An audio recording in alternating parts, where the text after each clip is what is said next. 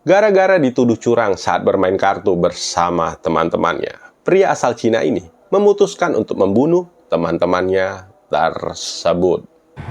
10, 9, 8, 7, 6, 5, 4, 3, 2, 1. Pada tahun 2004, sebuah kasus pembunuhan keji terjadi di Universitas Yunnan, Cina yang mengejutkan seluruh negeri dan menjadi peristiwa besar pada saat itu.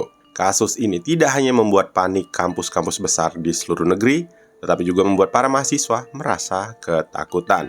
Bahkan bertahun-tahun setelah insiden terjadi, masyarakat masih belum bisa melupakan kasus tersebut, di mana hingga saat ini pembunuhan sadis ini masih banyak dibicarakan di masyarakat. Diketahui pada tahun itu, seorang mahasiswa bernama Ma Jiajue melakukan pembunuhan kepada 4 orang temannya setelah dia merasa sakit hati karena dituduh curang ketika bermain kartu. Pembunuhan tersebut dilakukannya dari tanggal 13 hingga tanggal 15 Februari tahun 2004 di lingkungan asrama kampus tempat mereka tinggal. Setelah pembunuhan tersebut, dia kemudian menjadi buronan selama sebulan hingga akhirnya pihak berwajib berhasil menemukannya, di mana dia bersiap untuk dihukum seberat-beratnya. Ma Jijue yang menjadi pelaku dalam kasus kali ini diketahui lahir pada tanggal 4 Mei tahun 1981 di Kabupaten Binyang, Kota Nanning, Provinsi Guangxi, China. Sejak kecil, Jiajue menjalani kehidupannya dengan harga diri yang rendah karena keluarganya adalah keluarga yang sangat miskin. Manapun Jiajue pergi, dia akan selalu merasa rendah diri karena penampilan serta latar belakang keluarganya. Pada tahun 1994, Ma Jiajue mulai bersekolah di sebuah sekolah menengah pertama, di mana dia awalnya ditempatkan di kelas menengah karena kemampuan dan nilainya yang relatif rata-rata. Tapi kemudian, memasuki ujian tengah semester pertama di sekolahnya, Ma Jiajue mendapatkan nilai tertinggi di kelasnya. Sejak saat itulah prestasi akademisnya melonjak dengan sangat tinggi, yang membuatnya menjadi salah satu murid terbaik di sekolah tersebut. Jiajue yang diakui guru serta teman sekelasnya sebagai anak baik yang belajar dengan jujur, bahkan berhasil meraih juara 2 dalam kompetisi fisika nasional. Selanjutnya, pada tahun 1997, Ma Jiajue diterima di sekolah menengah Guangxi Binyang, di mana sebagian besar teman sekelasnya berasal dari kota, dan tidak banyak siswa yang berasal dari pedesaan pegunungan seperti Ma Jiajue. Karena situasi tersebut membuat sifat rendah diri Jiajue kembali muncul, di mana nilai akademisnya menjadi merosot drastis yang membuatnya selalu berada di peringkat akhir. Ma Jiajue yang perlahan menjadi lebih pendiam dari sebelumnya, bahkan pernah kabur dari asrama pada tahun 1999, di mana dia berkeliaran di kota Guigang yang diketahui berjarak sekitar 50 km dari sekolahnya. Syukurnya pada saat itu, polisi yang sedang berpatroli di sekitar kota berhasil menangkapnya dan mengirimnya kembali ke sekolah setelah dia diamankan selama semalam di kantor polisi. Dan setelah kejadian tersebut, Ma Jiajue berusaha mati-matian untuk memperbaiki nilainya agar dia bisa lanjut ke universitas. Dengan usahanya yang tanpa henti, pada tahun 2000, Ma Jiajue berhasil diterima di Universitas Yunnan yang merupakan kampus terbaik di kota tersebut, di mana dia menjadi andalan pada jurusan bioteknologi. Sebenarnya, Ma Jiajue bisa saja berkuliah di sekolah bergengsi yang lebih baik, seperti Universitas Wuhan atau Institut Teknologi Harbin. Tapi karena kampus-kampus tersebut diketahui terlalu jauh dari rumahnya, di mana biaya hidup serta biaya kuliah juga cukup mahal, dia akhirnya harus menyerah dan memutuskan untuk berkuliah di Universitas Yunnan. Sementara itu, untuk bisa berkuliah di kampus Yunnan, orang tua Jiajue diketahui meminjam uang untuk biaya kampusnya, dan Jiajue juga mempunyai hutang lebih dari 10.000 yuan pada saat itu. Karena hal inilah, Jiajue harus menjalani perkuliahannya dengan sangat hemat, di mana dia dikatakan hanya makan bakpao hampir setiap hari. Ketika dia masih mahasiswa baru, Ma Jiajue yang pendiam juga mencoba mengubah kepribadiannya yang menarik diri dengan cara berintegrasi ke dalam suasana universitas. Namun, mungkin karena rendahnya harga diri dan kepribadiannya dalam jangka panjang, dia tidak benar-benar berintegrasi ke dalam kehidupan kampusnya. Dia menjadi sedikit gugup jika teman-teman sekelasnya bercanda bersama di asrama, dan bahkan terkadang mengira teman-teman sekelasnya menertawakannya yang membuat rasa rendah dirinya semakin menjadi lebih buruk.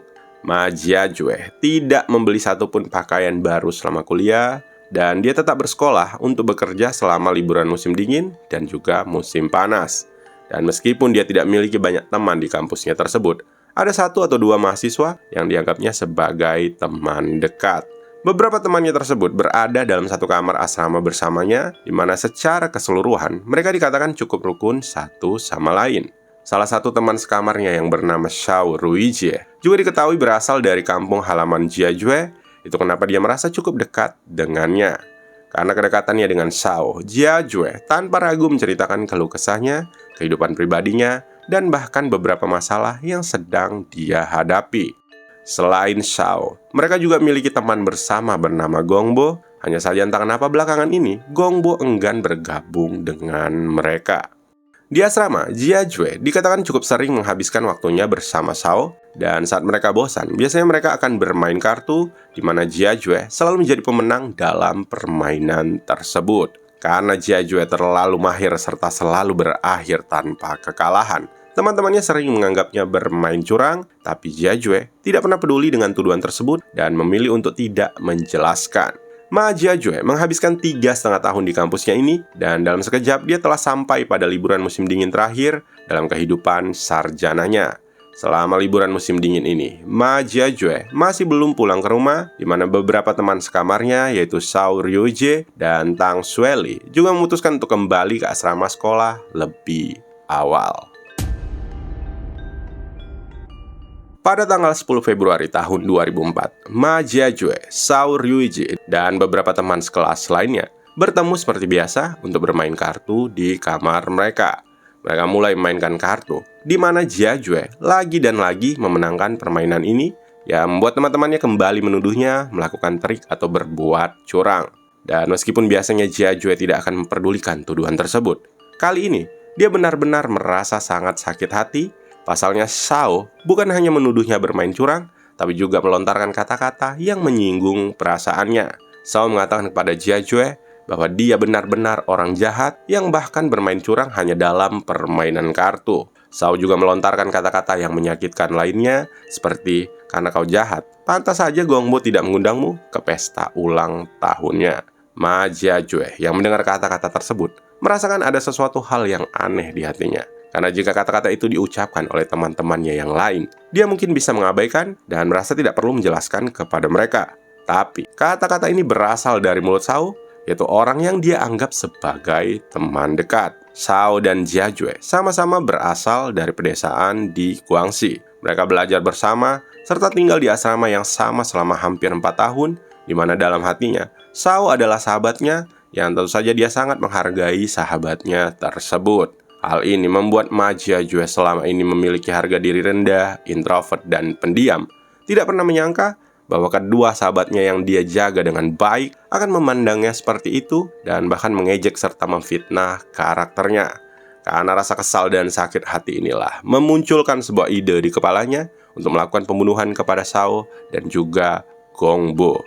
Untuk melaksanakan rencana pembunuhannya, Ma Jiajue memeriksa banyak metode di internet, seperti cara membunuh orang dan juga menyembunyikan mayat. Hingga akhirnya dia memilih metode kejahatan dengan cara memukul bagian belakang kepala dengan menggunakan sebuah palu yang dikatakan memiliki pendarahan paling sedikit.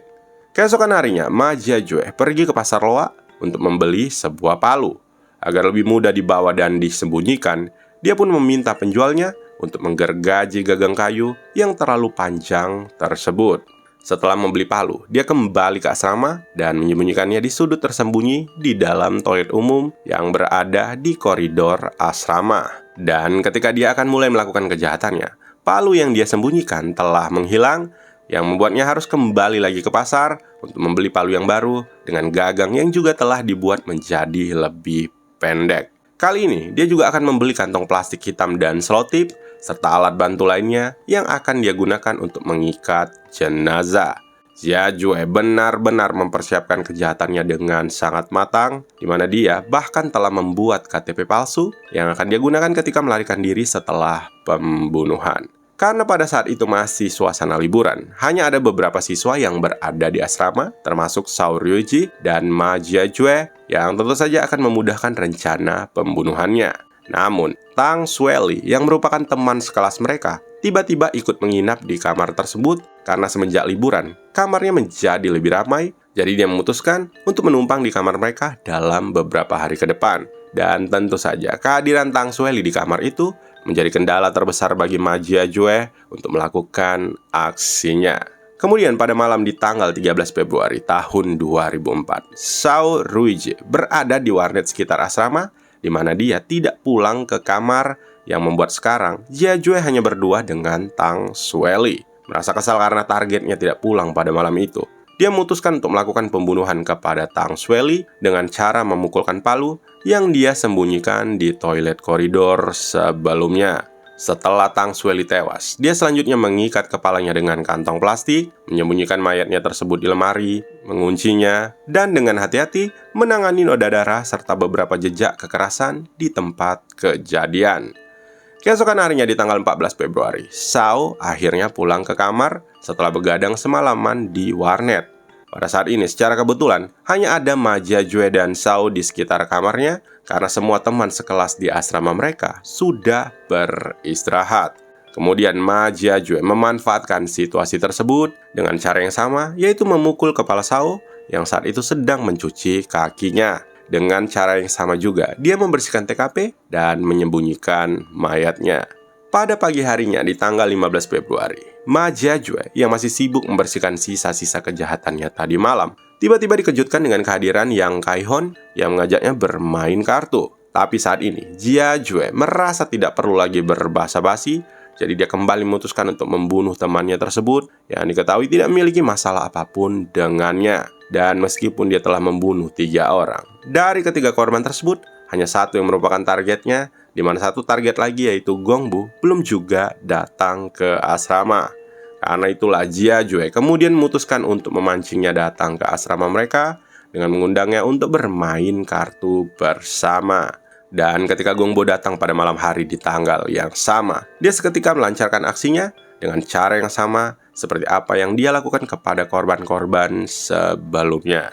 Saat Ma Jiajue sedang membersihkan jejak di asrama, seorang pria bernama Lin Feng mendatangi Ma Jiajue ke kamarnya. Dia mendengar suara Lin Feng dari kejauhan, tetapi tidak berniat menyerangnya karena menurut Jiajue, Lin Feng cukup baik kepadanya. Dia ingat Lin Feng adalah salah satu temannya yang pernah merawatnya ketika dia sedang sakit dan memberikan obat kepadanya secara gratis. Oleh karena itu, dia tidak ingin menyakiti Lin Feng, di mana dia menutup pintu dan berpura-pura tidak berada di dalam. Dan ketika tidak ada orang yang menyaut panggilannya, Lin Feng pun kemudian memutuskan untuk pergi dari depan kamar Jiajue. Setelah melakukan pembunuhan kepada 4 orang temannya, keesokan harinya, Ma Jiajue bergegas ke stasiun kereta menuju Guangzhou untuk memulai perjalanan pelariannya.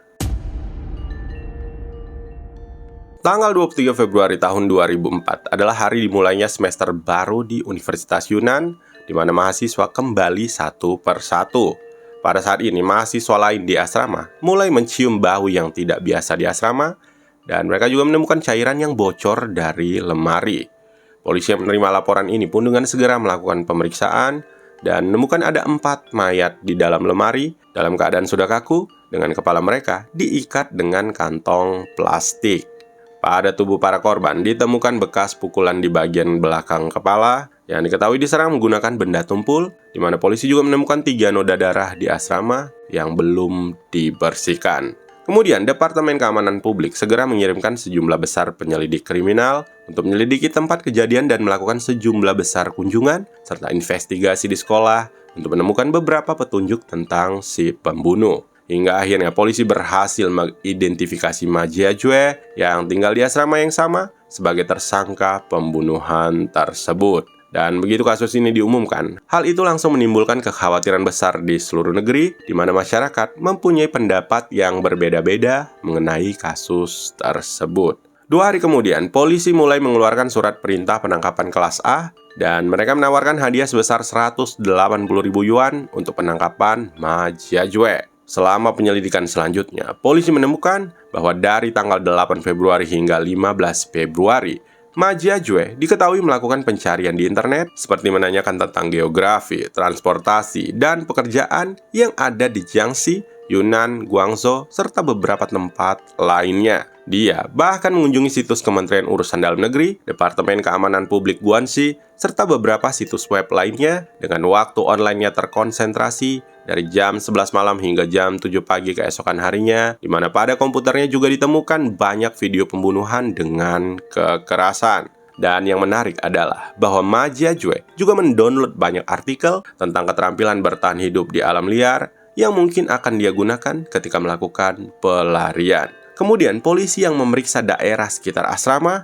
seperti CCTV di beberapa tempat, mereka berhasil menemukan penampakan Ma Jiajue yang melakukan penarikan uang dari ATM di sekitar situ sebanyak 2 kali di tanggal 15 Februari. Selanjutnya, karena kasus ini telah menarik perhatian Kementerian Keamanan Publik, pada tanggal 1 Maret tahun 2004, Kementerian Keamanan Publik mengadakan konferensi video dan telepon nasional. Pada saat yang sama, perintah bunuhan kelas A terhadap Ma Jiajue juga diumumkan secara nasional, di mana mereka meningkatkan hadiahnya menjadi 200.000 yuan. Karena hal inilah, semalaman jalan-jalan di seluruh negeri hampir dipenuhi poster buronan Ma Jiajue, dan polisi di seluruh negeri mulai turun ke jalan untuk menyelidiki petunjuk tentang Ma Jiajue. Polisi Yunnan bahkan mengerahkan lebih dari 40.000 petugas polisi untuk melakukan kunjungan dan penyelidikan setiap hari. Lebih dari 1,7 juta petugas polisi di berbagai provinsi, kota, dan wilayah di seluruh negeri berpartisipasi dalam penangkapan, di mana beberapa orang yang dicurigai sebagai Ma Jiajue juga muncul di seluruh negeri,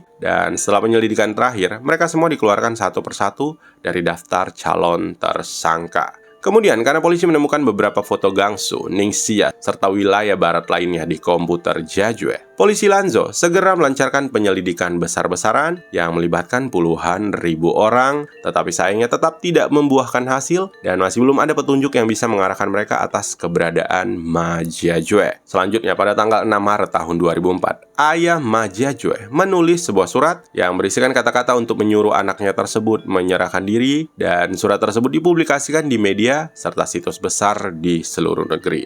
Polisi selanjutnya memfokuskan penyelidikan di 4 provinsi, yaitu Yunnan, Guangxi, Guangdong, dan Hainan, di mana selama penyelidikan tersebut, polisi menemukan bahwa Ma Jiajue kemungkinan besar meninggalkan Kunming dengan kereta api menuju provinsi Guangdong pada tanggal 17 Februari tahun 2004. Selanjutnya, pada tanggal 12 Maret tahun 2004, Departemen Keamanan Publik Provinsi Guangdong sekali lagi mengirimkan tim pencari yang terdiri dari puluhan ribu petugas polisi untuk melancarkan perburuan terhadap Ma Jiajue di provinsi tersebut. Namun sayangnya tidak ada yang bisa mereka temukan dan kasusnya pun terhenti. Hingga akhirnya pada tanggal 15 Maret tahun 2004, kasus ini akhirnya mencapai titik balik. Waktu itu sekitar jam 7 malam, seorang pengendara sepeda motor berusia 30-an datang kantor polisi Hexi di kota Sanya, Provinsi Hainan untuk melaporkan sebuah penemuan. Dia mengatakan kepada polisi bahwa dia menemukan seorang pria yang sangat mirip dengan Ma Jiajue yang sedang dicari oleh Kementerian Keamanan Publik, di mana dia sedang berada di tepi sungai di seberang gedung AirAsia dekat Biro Keuangan, yang membuat kedua polisi yang bertugas pada malam itu langsung bergegas ke Sungai Sanya bersama reporter. Sesampainya di sungai, mereka menemukan seorang lelaki yang kotor, wajahnya berlumuran kotoran hitam, dan tampak seperti orang gila yang duduk di tepi sungai sedang makan. Polisi segera melangkah maju dan menjatuhkannya, lalu membawanya kembali ke kantor polisi untuk diinterogasi. Sekembalinya ke kantor polisi, mereka membasuh wajahnya, memberinya pakaian baru, dan memulai interogasi. Dari interogasi, polisi berasumsi bahwa pria tersebut adalah Ma Jiajue yang mereka cari karena dia secara akurat menyebutkan alamat rumahnya, usianya, dan informasi terkait lainnya. Dia juga menjelaskan secara detail tentang pembunuhan serta motifnya, di mana dia mengatakan bahwa keempat orang yang terbunuh adalah teman sekelasnya. Menurut Ma Jiajue, awalnya hanya Shao Ruiji, Yang Kaihong, dan Gongbo yang masuk dalam rencana pembunuhannya, karena dia pernah mengalami pertengkaran dengan ketiga orang tersebut. Selain itu, Ma Jiajue juga percaya bahwa mereka lah yang menyebarkan rumor kotor tentangnya di kampus yang membuat reputasinya menjadi buruk di mata teman-teman sekolahnya. Sementara itu, alasan dia membunuh Tang Xueli adalah karena dia berada di kamar mereka pada saat itu yang menurutnya telah menghalangi rencana pembunuhannya kepada target sebenarnya. Polisi kemudian mengukur tinggi badannya dan melakukan beberapa pemeriksaan lainnya untuk memastikan apakah dia memang benar-benar Ma Jiajue yang sedang mereka cari. Selain itu, polisi juga menemukan 4 kaset audio dan uang tunai 2.400 yuan dari tubuhnya, di mana isi rekamannya adalah suara Ma Jiajue yang secara pribadi menceritakan isi pembunuhannya yang relevan. Menurut penuturan Ma Jiajue, pada siang hari di tanggal 16 Februari, dia kabur ke Guangzhou menggunakan kereta api, lalu turun di terminal bus Guangzhou. Dan karena tidak ada jalur keluar khusus, dia akhirnya menaiki bus jarak jauh menuju Sanya, di mana dia tiba di Sanya pada tengah malam di tanggal 18 Februari. Begitu dia meninggalkan stasiun, Ma Jiajue melihat banyak orang memungut kain, jadi dia berbaur di antara mereka dan berpura-pura menjadi pengemis. Saat dalam pelariannya, dia sudah berkali-kali melihat poster buronan penangkapannya yang membuatnya tidak pernah berhubungan dengan orang lain dan memilih untuk makan dari memungut sisa makanan daripada harus turun ke jalan membeli makanan. Selain itu, selama dalam pelarian, dia kebanyakan tidur di koridor bank, wisma, atau di emperan toko-toko pada malam hari. Hingga akhirnya pada tanggal 24 April, pengadilan mengeluarkan putusan dengan menyatakan bahwa Ma Jiajue bersalah atas pembunuhan yang disengaja, di mana dia dijatuhi hukuman mati serta dicabut hak politiknya seumur hidup. Setelah putusan diucapkan, Ma Jiajue tidak mengajukan banding dalam batas waktu yang ditentukan undang-undang hingga tanggal 17 Juni tahun 2004. Putusan tersebut akhirnya menjadi final dan Ma Jiajue bersiap untuk segera dieksekusi.